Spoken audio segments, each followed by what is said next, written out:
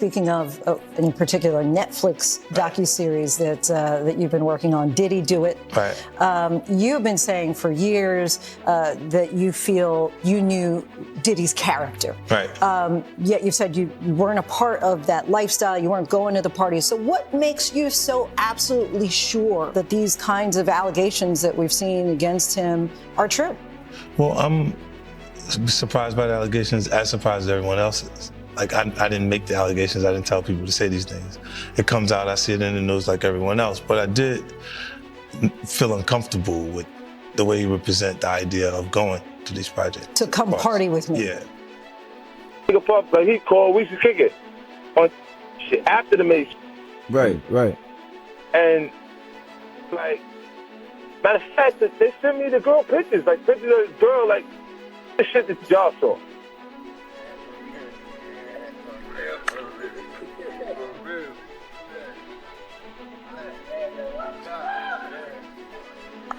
Now, Fifth, when you continuously call Puff, does that affect your relationships in Hollywood? I don't call him. I said, Let me read it, Fifth. Oh my God. Sorry I can no longer help you guys. Soon you will all be happy. You are all now left under leadership of Puffy Daddy. Report to the nearest rainbow. Dinner Thieves in theaters January 19th. That's why he says things. He doesn't even know what he's saying is like fruity.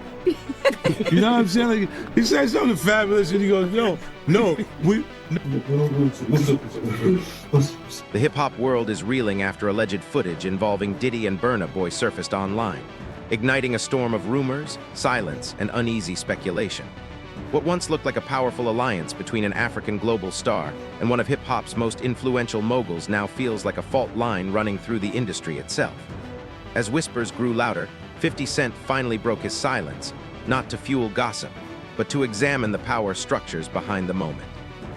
He reframed the controversy as something far more dangerous than a leak, a reminder of how control operates behind fame, and how when silence finally breaks, it often reveals not chaos, but structure.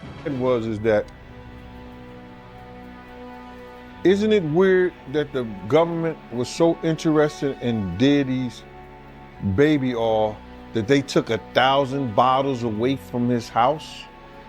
If the government took 1,000 bottles of baby oil and somebody had things what appeared to be baby oil, and then you have to listen to the prosecutor. He said that they seized 1,000 bottles what allegedly to be baby oil. Allegedly to be baby oil. So that's telling people that it wasn't baby oil. And people think that that was baby oil, they out their mind. I don't believe it was baby oil. Yo, bro, when they went up in there, they knew what they was gonna find. They knew what was ever in that baby oil or that those bottles that appeared to be baby oil, they knew about that at first. You gotta realize 9 times out of 10, that individual that got caught at the airport, that was supposed to be their carrier, told them what they was doing and what they had. I wouldn't put him past that he told them everything. So when they went up in there, they knew they had to take whatever was out there, and that thing that appeared to be baby oil, they took that. They gotta test everything. Before controversy clouded the narrative, Burna Boy's rise felt inevitable. From Port Harcourt to Grammy stages, he emerged as a global bridge between African sound and international dominance. His collaboration with Diddy on Twice as Tall symbolized legacy meeting momentum. Yet even at the peak of success, Burna hinted at pressure, exhaustion, and creative distance, suggesting that elevation may have come with invisible constraints. Fame rewards brilliance, but it often narrows freedom, reminding us that the higher the platform, the tighter the grip can become. Let's see how many of those come back to be baby oil. Bro, listen to me. Costco don't sell that much baby oil. Where you know sell that much baby oil? Yeah, I don't know any store that sell that much baby oil. I know Costco, they came out and said that they don't even sell baby oil. My sentiments exactly. But you personally, right, what do you believe was in the baby oil? If you ever seen a massage parlor being raided, and they walking out the people. Do they take the massage oil with them when they go? No, they just walk out the people who are being arrested. If you ever seen a person get arrested and the people being arrested in those brothel houses, do they take out the stuff in the brothel houses? No, they don't. They take the individuals who are being arrested out the brothel houses. For them to take 1,000 bottles of baby oil, it's like that they did not leave one. They left people there, but they ain't leave not one bottle. Nobody needed no baby oil. So my whole thing about it is that there was something in that other than baby oil. That's why they took all the bottles. And 9 times out of 10, if I would give it a wild guess, it was, and like some of the people told me, it was probably that GHB. What's that? I think it's gamma hydrox. I looked it up, bro. Let me see. See if I can find it. I know this is just showing everything like that, but oh no. Let me. Yo, somebody tap dance or sing or do something, you know what I'm saying, while I'm doing this. Oh, here it go right here. It's gamma hydroxy butyric. What is it effect on the body? It's a euphoria, drowsiness, decreased anxiety, and memory impairment. It works on the nervous system and gives you this feeling of euphoria. So they take that and rub it on her, and you forget who you are, what you're doing. It can also give you memory loss, drowsiness, and that's under the DEA, the Drug Enforcement Administration.gov. When the alleged footage surfaced, Burna's past words took on new weight. Cryptic posts about fake kings and freedom stopped sounding poetic and began to feel confessional. Fans dissected lyrics like evidence. Then 50 Cent entered the conversation with a line that echoed across hip-hop. These dudes play God with people's careers.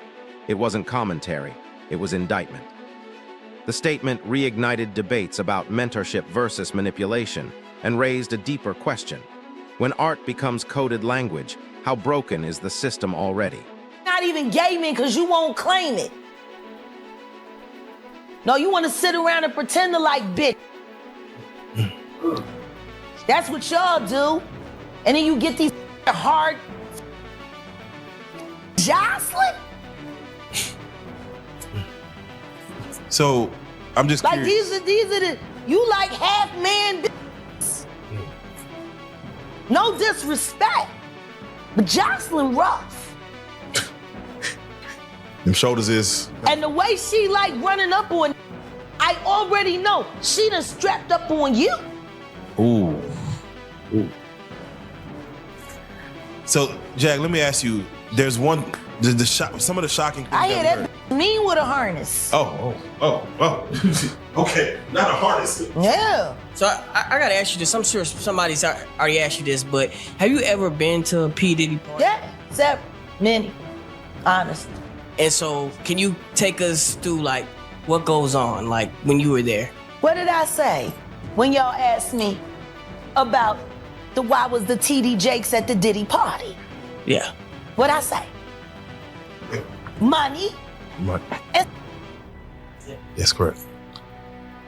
Were you surprised that there were so many cameras in his houses? No. That he was recording these? Of course. He is the J. Edgar Hoover of hip hop. Okay. Y'all done seen him put on the pyramid with a skirt? So let me ask you, when you hear that Cassie was told to hire male escorts to come in what they call freak-offs now. Yeah. Is that something normal that happens in Hollywood? Yeah. Freak-offs. Yeah. Okay. Everybody know that. I've been saying it. Yeah. Yeah. How many times I got these is wild. So do you feel like people, when they hear pink cocaine, Young Miami has to bring across? Wait, the Tusi. Yeah, the Tusi. That's what they call. I found out. I talked to my drug guy because I wanted to be informed. Because people was calling it Tusi, that's calling it the Tunchi. I didn't know which one it was. So I talked to my drug guy, and my drug guy filled me in. And then it made perfect sense. Tusi. Talk to him. Drugs with Jaguar. Let's talk. Drugs education. 101. So Tusi is the cocaine, but they take the ketamine and cook it up. And they fold it into the coke. Now, if you don't know what ketamine is what they call on the street Special K. It's a veterinary drug. It's a horse tranquilizer. Now, gay men have been using this for years. See, back in the day, if you went to a gay party or a gay rave, there were certain drugs that you would always find on hand. Viagra, ecstasy, Special K, and cocaine. Now, see, the cocaine keep you up all night, but unfortunately, it gives you limp noodle because of what the blood flow is. So you with a half-hard dick all night. So that's why you have the Viagra to make sure that the dick involuntarily stays hard while you're numbing yourself with the coke. Now, see, the ketamine, that's a horse tranquilizer, so that relaxes all your muscles. You could get by 80-ton gorillas. You wouldn't feel a thing. So now, your dick is gonna stay hard, you numbed up, and you high. You got the ketamine in you, so you don't feel shit. And then you add the ecstasy to put in the feeling that you've now blocked out, and now you got a party.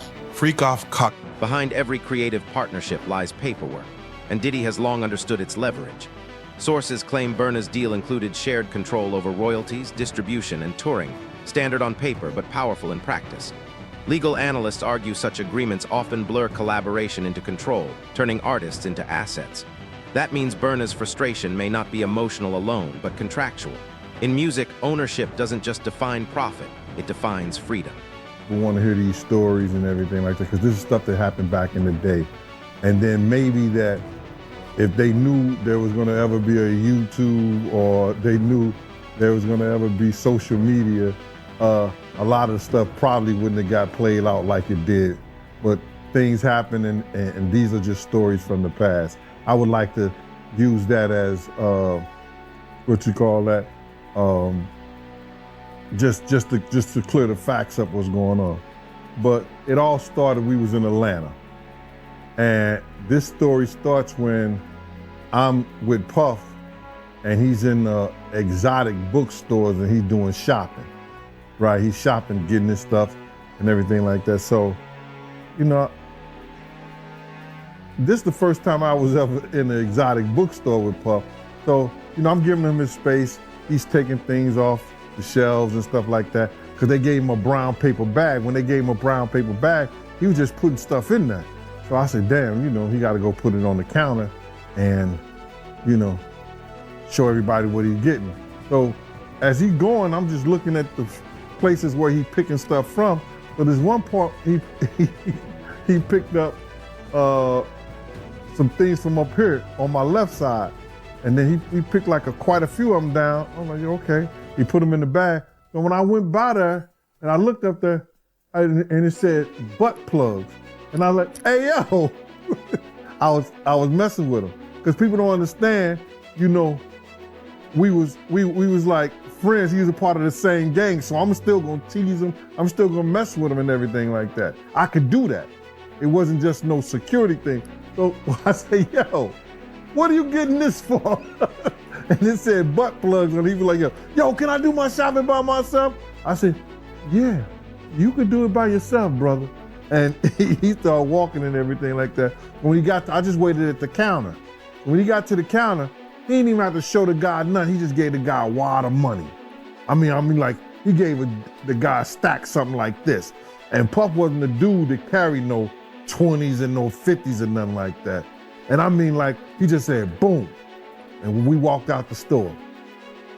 So we had to leave Atlanta and go to North Carolina for a show. You understand? And it was him, this rapper, Sarah, and this other girl. We all got on a G5 jet, and we flew to G4 jet, and we flew to North Carolina. So later on that, I think that afternoon, same day, this rapper and him, they all in the room together. You know, it's Sarah, the girl, Puff, and this dude, this rapper. So as the controversy grew, fans split sharply. Some accused Diddy of exploitation. Others claimed Burna betrayed the man who elevated him. Amid the noise, 50 Cent cut through with a calculated reminder. That's why I own my masters. It wasn't a flex, it was strategy. His warning exposed how mentorship can slide into manipulation and how alliances collapse when power outweighs balance. Power alone doesn't destroy partnerships. Imbalance does. At the door and stuff like that, like, yeah, so then next thing you know, somebody rang the doorbell. We had the presidential suite where we was at. So I opened the door and the dude said, yo, I'm here for my cousin. I said, who your cousin? And he said, Ja Rule. I said, well, he busy right now. He said, he busy doing what? I said, he with Puff, they're in the room, they busy, they don't want to be bothered. He said, well, I'm going in there. I said, bruh, you ain't going in there because he told me they don't want nobody to be bothering them. And he was like, yo, I don't care, man, I'm going in there. That boot like that. I said, yo, bruh, Jesus Christ had to come down here and take the air out of my body before you get in that room right there. Watch. He tried to bum rush me. I grabbed him and threw him against the piano. When I threw him into the piano, Puff and Ja Rule runs out the room. Puff got his towel, Ja grabbing his towel, but they butt naked. And so then Ja was like, yo, what's going on? Yo, G, that's my cousin. He know me well. You know, and Puff was like, yo, G, what happened? I said, he tried to get in the room. I told him he couldn't get in the room. And he was like, he just looked, Puff looked at Ja. He said, yo, Ja said, you ain't want to go in that room. There's a lot of freaking going on. So I was like, oh, he said it was a lot of freaking going on. So that was basically that story, man. You know what I'm saying? They went back in the room. Dude felt a certain kind of way, and he left out. So I seen them at the concert the next day, and they tried to, you know, form up against me. But my man Frank was like, I told my man Frank, I was like, yo, Frank, put yourself in that position. Somebody trying to get in the room, and Ja told you don't let nobody get in the room. What would you do? Now, y'all can do whatever y'all want to do, man, but you know I ain't taking no losses. He said, yo, you good, and that was it. Bruh, when Ja said, you don't want to come up in there, a lot of freaky stuff is going on. You got to use your mind. What they was doing with those butt plugs. Right.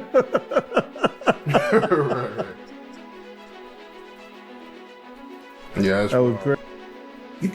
He should have enough money to He check. put the boots to that girl. She's supposed to be a good bitch. No matter who she with. All the time he putting the groom in her. Of course he thought it was still gonna work. He thinks he's God. All right. He ain't doing shit. Raped the f out of that bitch, put the boots to her last time I seen her. Her and her trainer, boyfriend, husband. I don't get no. Deluded. So you hear about stories of Diddy like shooting people, Yeah. blowing up cars. Yeah. Is he this gangster that behind the scenes that is that him or is that people Shout around out to Wendy Williams. The first woman to uncover the homo thugs. That's what these down low bitches was called when Wendy first started talking about it in the 90s, the homo thug. She talking about Diddy. And then what's the stuff that's happening to Wendy Williams, you think this is all connection too? Of course. They've been waiting. He's been waiting. He was waiting for Kim. Remember? He was waiting. The casket was ready. She was literally casket ready. Some people are saying the whole Wendy Williams documentary that she's pretty much allegedly playing this way to keep herself safe from him, from any unaliving. It's been working for Orlando Brown. Why wouldn't it work for Wendy? To play crazy. Why wouldn't it work? Hey, look. Hey. The oosh gosh whoosh wash. Bop. Orlando's brilliant. Right. Yeah, Y'all spent time with him. we did. He's highly intelligent.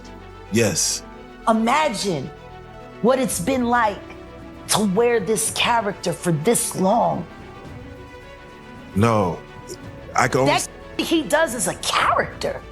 Actually, the shit he does online is the best acting he does. Is he speaking truth? Of course he is. You know? We seen Quiet on set. Major pain in his ass. Literally. Since he was a kid. Man. And then eating milk. Well, talking about expensive pain in his ass. Wait, this is Philly you're talking about now. Wait a minute, Jack. Me. Wait a minute. He's a f***ing Fruit Loop. He Diddy fried. This is Philly. He's a deep fried period. He Diddy fried. He Diddy fried. He the Diddy do-I-bop. Me. Real rad. You think that audio that they put out was real? Yeah, that was him. Nikki put that out there. That Nikki recorded that at the off in the Calabasas. She been waiting to drop that shit on Meek. Oh, man. She just wasn't gonna tell nobody it was Diddy. But now that Diddy out there, why not? So then who's the guy who's claiming he recorded it? Oh, somebody that got paid? Yeah, he said like I was standing somebody outside the that door. got paid. Yeah. Just like it wasn't seminal fluid that Justin Bieber was wiping away from his mouth when he brought his face up from Odell Beckham's groin in a club with Trey Songz on the lookout. The images are there. Diddy five. Hashtag no Diddy. Beyond contracts and clips lies a deeper reckoning about responsibility, where guidance ends and dominance begins. Burna Boy's journey reflects a harsh paradox of fame. The higher you rise, the less you may own yourself. Stripping away glamour, 50 Cent framed the situation as a cautionary tale, arguing that fame without autonomy is simply another form of labor. Influence without accountability, he warned, eventually exposes itself. About the money. They saw what he did to Cassie. With the kicking, the punching. They saw what they did to Cassie. They know did nobody in America like that. So now, these people are represented by a brand. Whether it's some about the music, clothing, movies, they're not gonna come out and speak on nothing that has anything to do with them, and they praying that they not on the tape doing crazy stuff, being oiled up in the whole 9 yards. They praying. So until the feds say, hey, yo, listen here. We got you on, hey buddy, we got you on this tape, and girl looked like she was pretty young.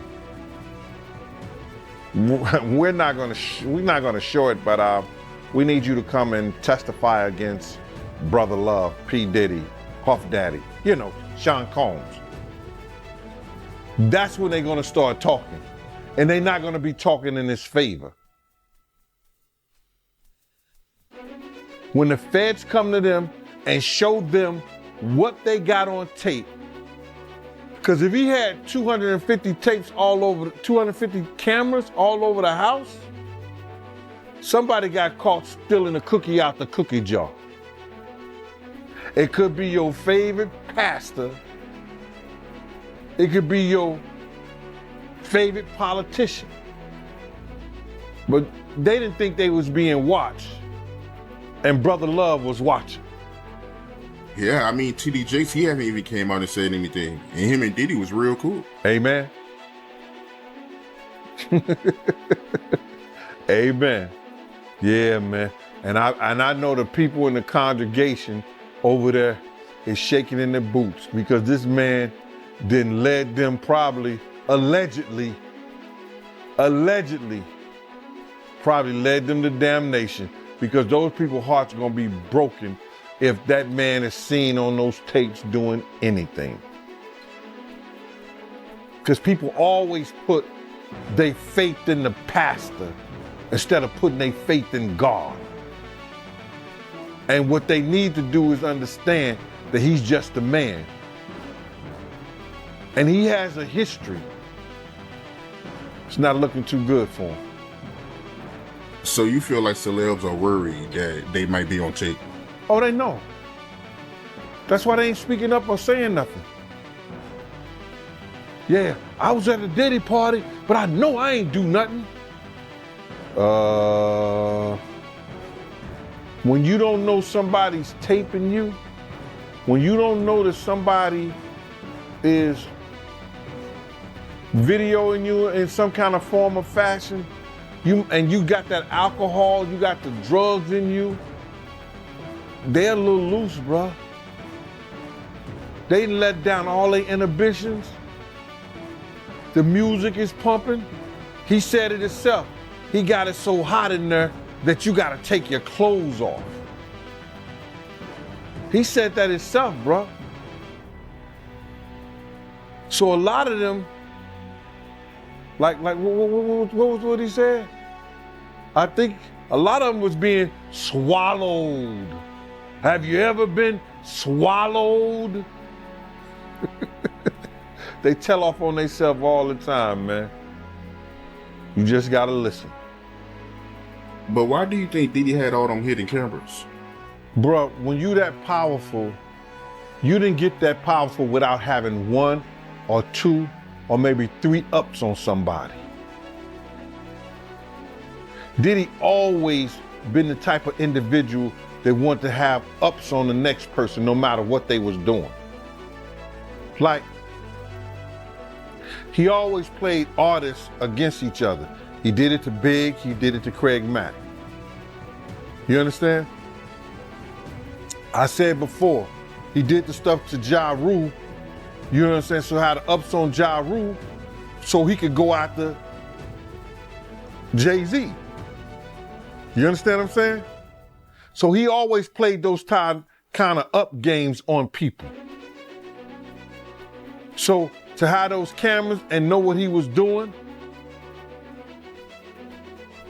it's gonna give him the ups on everybody who came to that party. Even your favorite basketball player. Ain't no party like a Diddy party. We know who said that. He may be one of the persons got caught up in the Diddy party.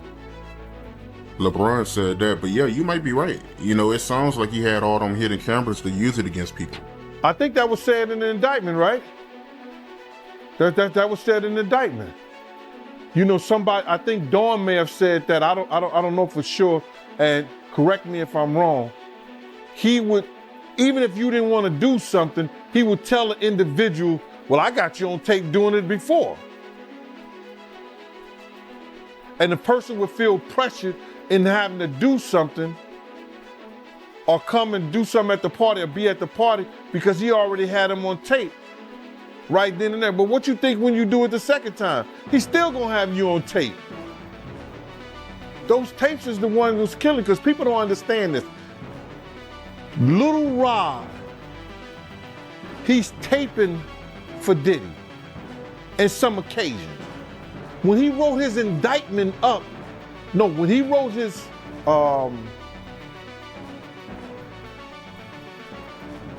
when his lawyer wrote up his briefs and submitted it, he must have had some kind of, he must have been a prosecutor somewhere or something like that, because he wrote it up like it was an indictment. You understand? Saying all the stuff that had happened. Then, people don't understand this. After he wrote it up and he had the tapes and everything, they sent that to the feds. The feds opened up a case on that. Everybody think it's happened. Oh, the feds looked at Cassie getting beaten, and then they just opened up a case. Nah. I think it was more so Lil Rob and them sending the feds that information. They put in a civil suit, then sent the other stuff over to the feds, and it read like an indictment. So they had to look at it because they see some crimes that was committed in that. And lo and behold, they do a raid on the house. So, to get back to your question, all the footage and everything that they have is going to either help, it's going to help them get some more people or get enough people just to hang Diddy. Zooming out, the Burna Boy saga reveals an uncomfortable industry truth. Control is the real currency of survival. Burna's resistance may signal a generational shift away from validation and toward ownership. When 50 Cent concluded, the game doesn't change, only the players do. His words carried both wisdom and warning. The leaked footage feels less like a scandal and more like a symptom. The real question isn't who leaked it, but who benefits when artists stay silent until they don't.